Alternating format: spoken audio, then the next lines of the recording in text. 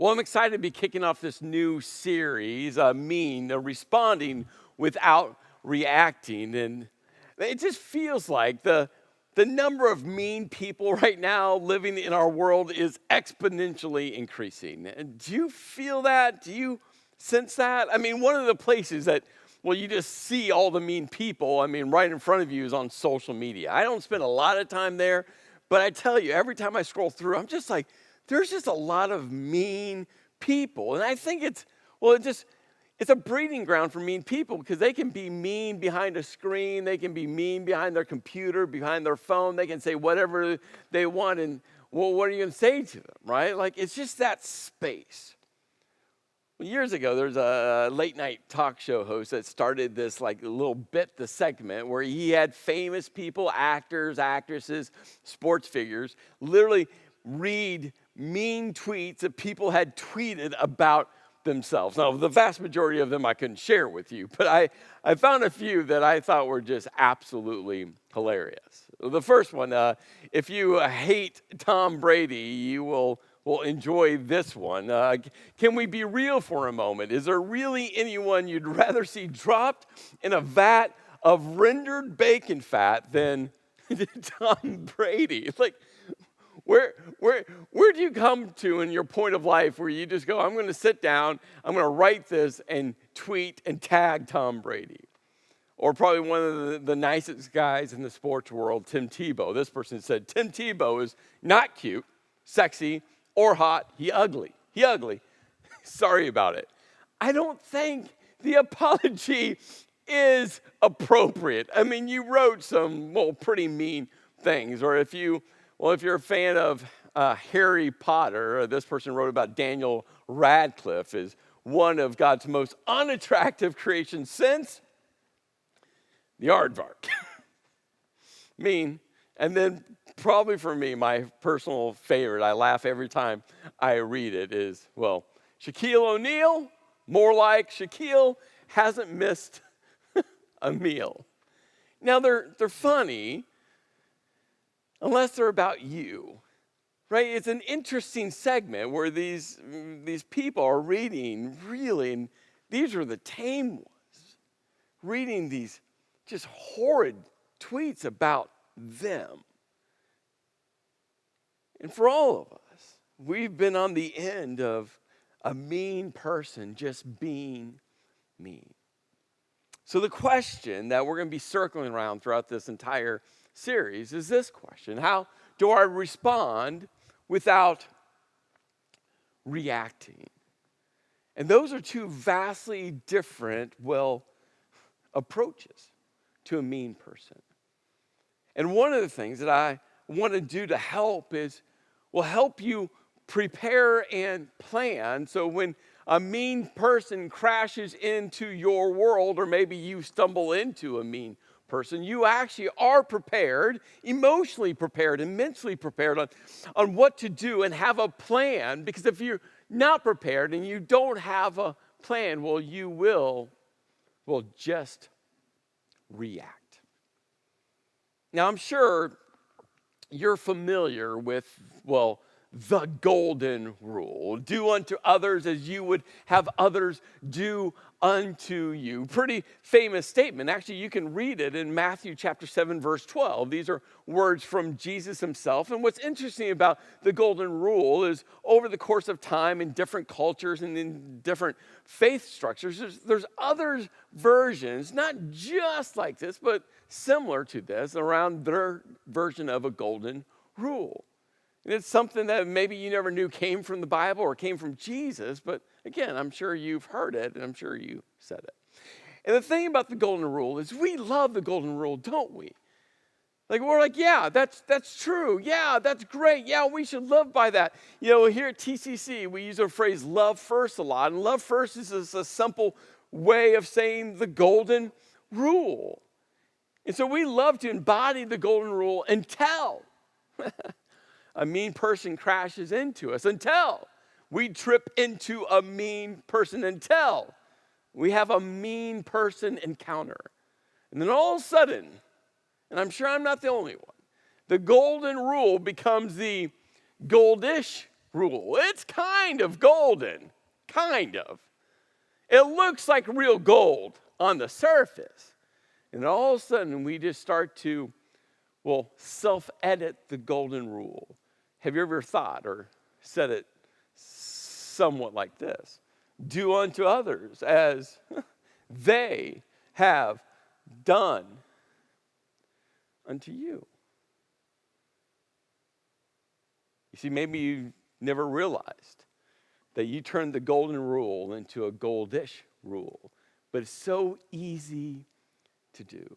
So again, the question that we'll be just wrestling with, circling around this entire series is, how do I respond without reacting? So in this three-part series, we're going to be looking at, three very specific people, characters in this story. And there's two sets of questions that I just want to encourage you to kind of wrestle through as we make our way through this series. One set of questions when you think about, when you interact with these three separate characters is, who are you now and who do you want to be? There's going to be moments where you'll see maybe yourself in one or two or maybe all three of these people, and you just have to ask the question, who am I now, but who do I want to be? The next set of questions I just want to encourage you to kind of wrestle with as we make our way through this series is this. How did each one of them respond and or react? And have you found yourself responding and or reacting like one of these three? Now, I'll introduce you to all three characters today so you know who they are. But again, try to peer into their life, but also connect it to you. So let's just jump into the story. You can find it in 1 Samuel. And we start here by, we're made known of a certain man, and we'll get to who this certain man is, what his name is. And his name is a pretty revealing piece of information that's pretty reflective of who he is. But a certain man who lives in this region named Moan. Now, Moan is a really important insight that we'll get to in a moment that helps for us to understand more of this story.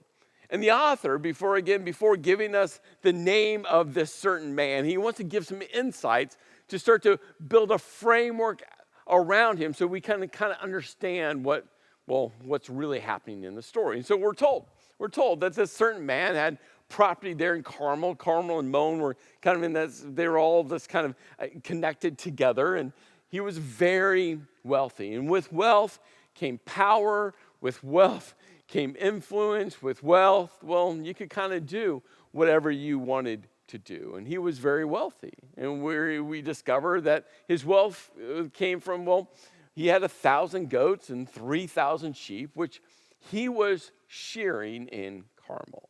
Now, this insight's important. You see, it was sheep shearing time.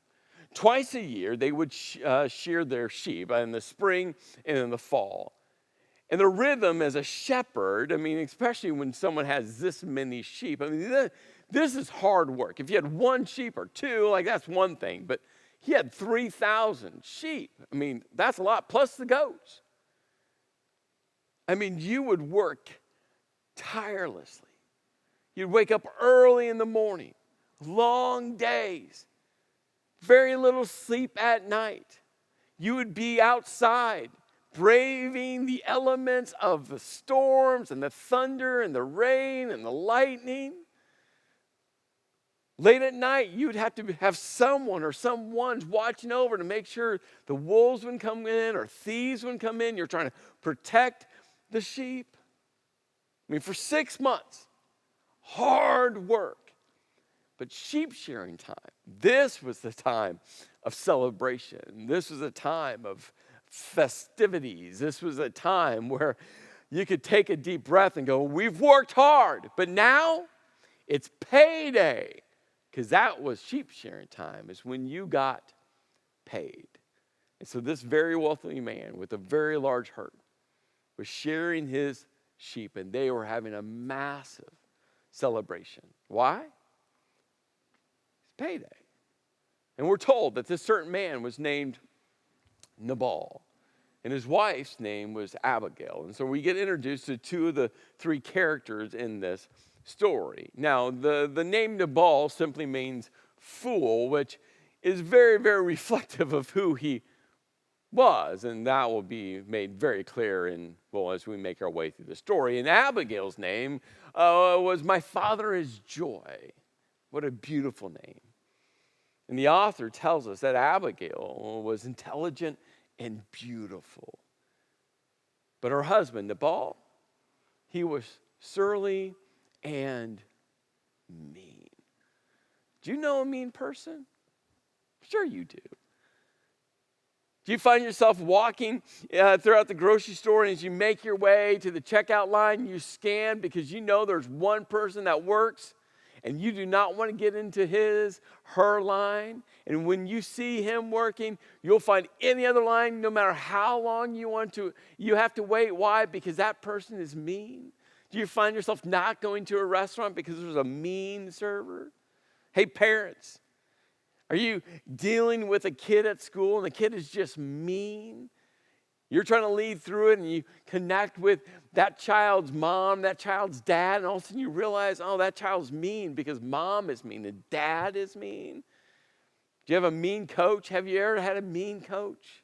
Do you have a mean boss, a mean employee, someone who you work with side by side and they're just mean? Do you have a mean neighbor? Yeah, we all know at least one, and you might have a list of mean people like Nabal. And then the author gives us one more insight. He says, well, he was a Calebite. And we'll come back to that insight in a moment as well. But first, let's get to the third character in this story. We're told that, David was in the wilderness, the same wilderness of Moan. And what we know about this is this was an area where David, retreated to quite often. He was very familiar with this wilderness, this desert land of Moan. David's in an interesting space of life at this point.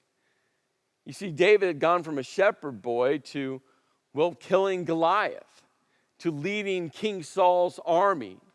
David, everyone knew about David. They knew about how fierce of a soldier he was. They sang songs about King Saul just killing thousands, but David killing tens of thousands. And word had started to leak around that he was going to be the next king. And David knew, because God had told him that he was to be the next king. And think about that. David's going to be king, but now he's hiding out. Not because he was scared of Saul. Oh, no. It wasn't about him being fearful of his life. No. He was trying to control himself and stay alive because God hadn't released him to kill Saul. God hadn't said that it was time for Saul to be done. And so David was trying to obey God. And so he's hiding out to save his life with 600 of his fighting men and their wives and kids and friends. This is a massive operation. And you got to get in David's psyche a little bit because he knows he's going to be king one day. And when he's king, he's going to have a castle and a moat and flags and a dragon. Okay, maybe not all of that. But when you're king, you have all the luxuries of being king. But now, he's hiding out. Now, he's just trying to stay alive in the desert, in the wilderness. And then we're told that he heard that Nabal was shearing sheep. Again, remember, David's fully aware of sheep shearing time. Why? Because he was a shepherd. When we were first introduced to David, that's what he was doing. He was watching over his dad's sheep. David fully understood the hard work of being the shepherd. He fully understood the early mornings, the long days, and the even longer nights. He fully understood trying to stay awake late at night to protect the sheep from wolves and coyotes and people trying to steal them. David fully understood braving the elements to protect the sheep. David fully understood how hard it was to be a shepherd, and he fully understood the celebration, the festivities of sheep sharing time. So, what does David do? Well, David grabs 10 young men and said to them, go up to Nabal at Carmel and greet him in my name. Now, this is another important insight. He's like, hey, make sure when you go to Nabal, you tell him, David sent you. Let him know exactly who you are representing. Now, again, remember, everyone knew about David, and Nabal would have known about David. Every town David walked into, people were singing this song about King Saul only killing thousands and him killing tens of thousands. Everyone knew about the story of him killing the Philistine giant. Everyone knew about his 600 fighting men, and they weren't scared of anyone. But beyond all of that, remember that insight about Nabal being a Calebite? Well, a Calebite gets connected to, the tribe of Judah. And guess who David's connected to? The tribe of Judah. Now, I'm not saying that they had this close family relationship and that they had family reunions together. I'm not saying that. But they were both fully aware that their lineage got connected, to that one tribe, and that was a big deal. Maybe not really, really close family relationships, but maybe. They fully realized that they were still family. So David wants to make sure that Nabal knows, hey, it's me. And we're family. We're from the same tribe. And oh, by the way, I know you know my reputation. And I'm living in the same region as you. And this was the message that David gave these 10 young men. He says, long life to you, Nabal. Good health to you and your household, and good health to all that is yours. I mean, what an encouraging, honoring, opening statement. The message goes on. Now I hear that this sheep shearing time, when your shepherds were with us, please them all know, when they were with us, we didn't mistreat them. We could have. I mean, they're shepherds. We're 600 strong. We're fierce warriors. They're shepherds. But we didn't. We actually protected them. We were there for them. He goes on, he goes, the whole time they were at Carmel, nothing of theirs were missing. We could have taken it secretly at night. We could have taken it by force. We could have done a bait and switch. I mean, there's a whole list of things we could have done. But we never took one thing from them for you, Nabal. Go ahead, ask. Ask your servants, they'll tell you. We treated them fairly. We were good to them. Therefore, I ask, be favorable towards my men, since we have come at a festive time. It's a time of excess. It's a time of plenty. Again, it's payday. So please give your servants and your son David whatever you can find for them. David didn't give them a list. He didn't give them a list masqueraded as a demand list. He didn't even demand anything. He's just like, hey, whatever excess you have, whatever of plenty that you have, whatever leftovers that you might have, just whatever that is. Man, we're hiding out, and there's 600 fighting men plus all of their relationships. Like, this is massive. I'm just trying to care for them. I'm trying to provide for them. We're just trying to stay alive. Whatever you have, and I know you have excess. Can you just show some generosity? So, when David's men arrived, they gave this message in David's name. They made sure Nabal knew exactly who was the author of this message. And then we're given this insight, this 3-word statement, sentence. Then they waited. Now, we could just overlook that. It'd be easy to do. They waited. Think about this. They waited? The answer's simple. I mean, Nabal knew they had a family connection. Nabal knew about David's reputation. He knew he killed Goliath. He knew that he was a fierce leader in Saul's army, and he knew that he's running for his life, and more than likely he knew This might be the next king. I mean, Nabal fully realized who he was talking to. And he makes them wait. Now, this is just a true mark of a mean person. It's passive aggressive. It's top down. It's underhanded. It's like, I will show you who are you. It's shoving someone down to lift yourself up. I mean, the games that Nabal was playing. The games. And that's what mean people do, don't they? They start to play games.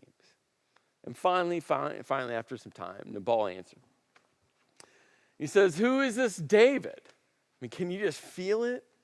The disdain, the underhanded statements. Who is this David? He knew who he was. Who is this son of Jesse? Well, Nabal, obviously you know David because you know David's dad, Jesse. Like, come on, what are you doing? Many servants are breaking away from their masters these days. And then what he says next, I want you to count the number of times Nabal says I or my or me. Now, some of them are going to be very obvious. Some of them will kind of get missed in translation between the Hebrew into the English. But you'll see them in there. But just count how many times he says I, me, my. Why should I take my bread and my water and my meat that, well, I have slaughtered for my shears, and I give it to men coming from I don't know where? You see, here's the thing about mean people, and this is just true. Mean people, well, it's all about me. They're me-centered. It's about what they want. It's what's best for them.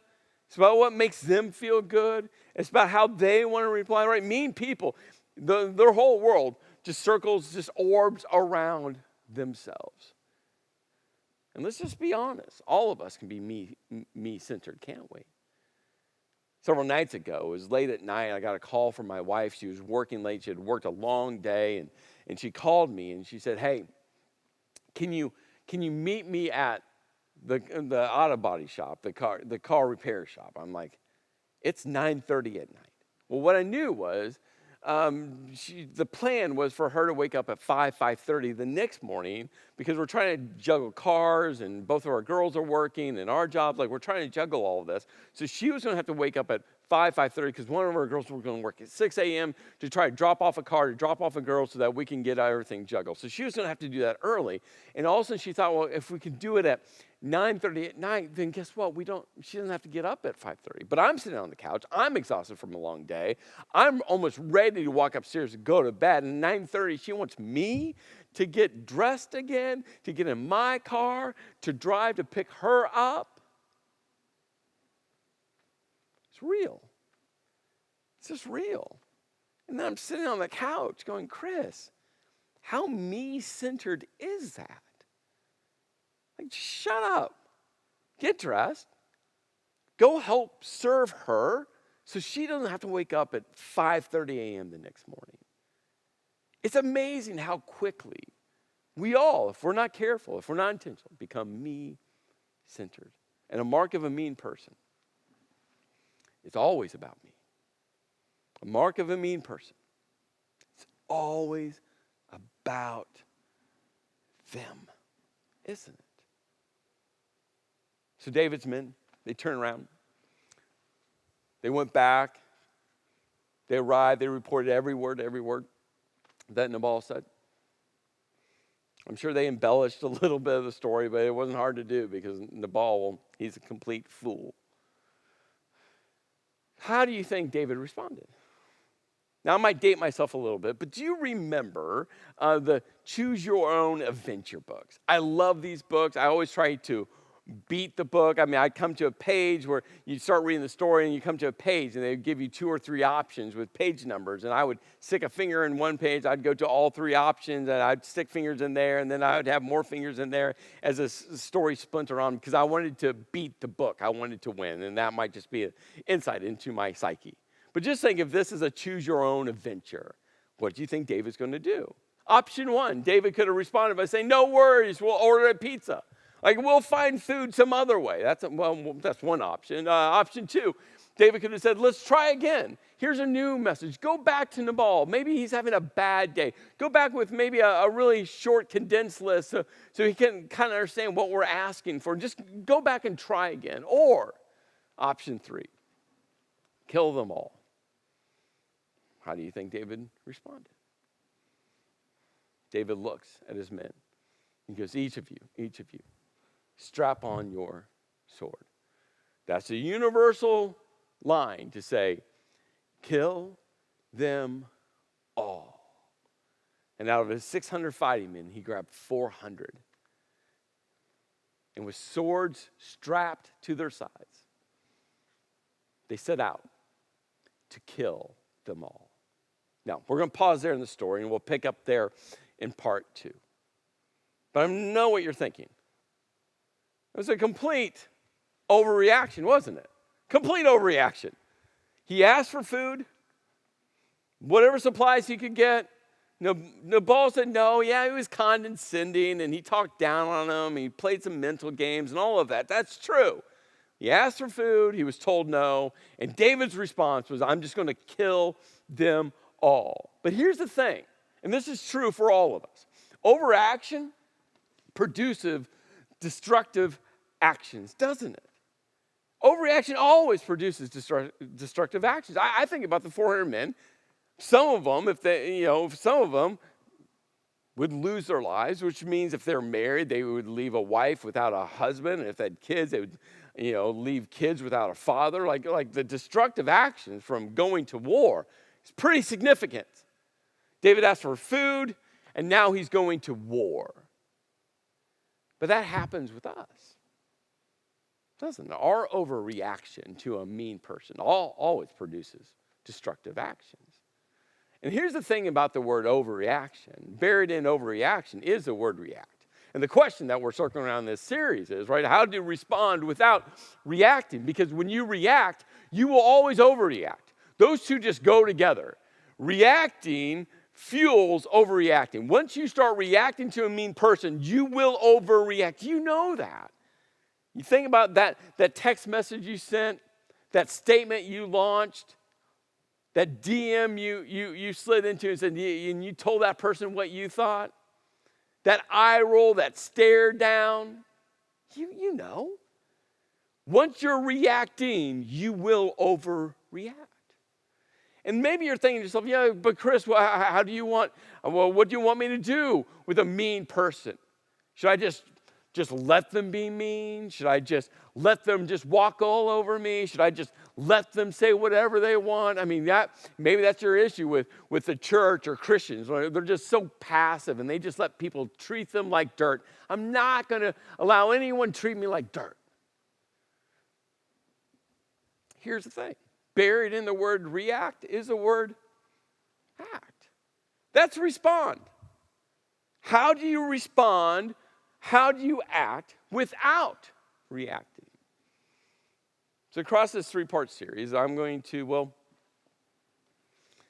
be 3 very specific questions that I think will help you respond to act without reacting, which will lead to overreacting. So how to?